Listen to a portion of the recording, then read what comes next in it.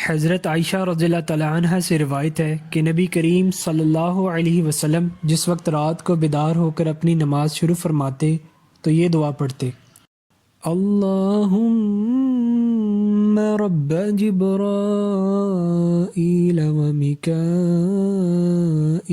व इसराफील फातिर अस्समावाति वल अर्दि आलिमल गैबि वश्शहादति أنت تحكم بين عبادك فيما كانوا فيه يختلفون اهدني لما اختلف فيه من الحق بإذنك إنك تهدي من تشاء إلى صراط मुस्तकीम।